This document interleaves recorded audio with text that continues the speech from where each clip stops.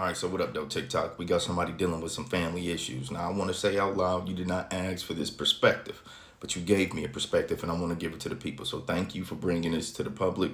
I appreciate you. Listen, so Matthew 7:5 tells you that fault finders, they focus on everybody's faults but their own, and they won't hesitate to point them out. So these are the type of people that criticize you, but they won't compliment you. These type of people are insecure. Also, you could be dealing with a narcissistic HCP. So this is the type of personality that likes to focus on people's faults. They like to put people down privately and publicly. Majority of them like to do it publicly because it gives them an air of superiority over a person. There's that illusion. So they like to humiliate you publicly, but it doesn't necessarily mean it has to happen at a restaurant. It could happen in a public setting, as in just calling a bunch of people on the phone and letting everybody know your business and spreading negative gossip or even false rumors. You know, these type of fault finders, that's a demonic mentality. It's not natural to hold somebody to the past, and it's not natural to hold on to somebody else's past. A lot of the times these people point the finger and forget three of them pointing back at them. You know, it makes them feel better. I posed the question to people with that type of personality, and it's this: if your kingdom is built off of crap, what type of kingdom is that? If you got to build your reputation in a healthy perspective from destroying other people's character to make you look better, what type of person are you really? When your character is built up off of the foundation of negative energy. So these type of people don't even realize that they're just hyper negative beings. So when you're dealing with a hyper focused, hyper negative vampire, the best thing that you can do, whether they're your family or not, is to get away from them. Straight up, the Bible will literally and I posted about this recently, to the black sheep of their families, in their communities, in their circles, the people on the outside, the isolated, dog, God will remove you for your purpose. God will remove you when somebody's stunting your perspective, stunting your spirit. That could be your actual family. This is why, see, and this is what you could call karmic alignment happening, to where your consciousness is catching up with life events and you understand why. This is karmic and spiritual alignment happening, because now you understand that some of your family members are literally born to play an antagonist in your life. It is food for your soul if you allow it. But if you don't and you become human and emotional, it will hurt you and it could break you. Period. This is why we must transcend the flesh, transcend these limitations in our perspective. Some of your family, they're literally created to antagonize you.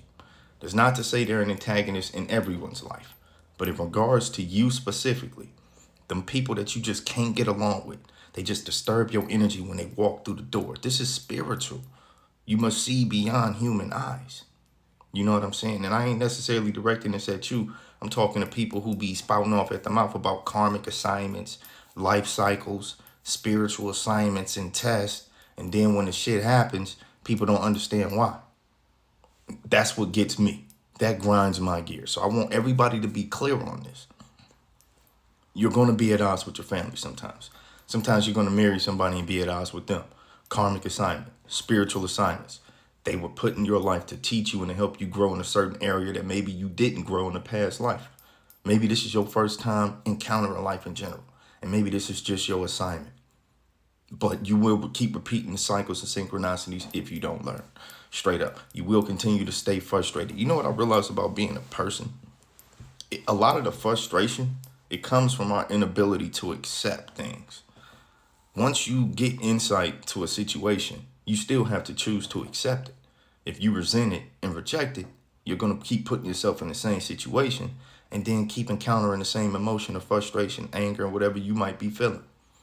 Straight up, acceptance and surrender is a very large aspect of life, I realize. Not surrender from a weak standpoint. A lot of people look at surrender like it's something weak going on. No, when you let go of a thing, let's say you're a prisoner, and you decide that you want to keep fighting the warden and fighting all of the guards, you're going to keep getting beat up and maybe even unalived. You should surrender to the institution and the laws you now must obey. Surrender sometimes brings peace. Straight up. So sometimes we just got to surrender the fact that we can't talk to this person. Surrender to the fact that we can't build and mend this relationship. Surrender to the fact that we're isolated and alone. Surrender to the fact and accept the fact that we're the black sheep, that we just don't think like slave minds, that we're isolated, bro. God got you in the desert right now. accept it and surrender to it. And from there, wisdom can come. The more that we reject it and keep bumping our head on the situation, trying to figure out why this person won't change, it's just stopping our own growth. And these are questions that we got to learn to stop asking. At a certain point, we got to start projecting. You know, it's just like, I don't understand why this clown think like this or do this. I gotta be involved with you. You know what I'm saying? And you still won't change and you won't hear me. And you just bumping your head. Accept and surrender.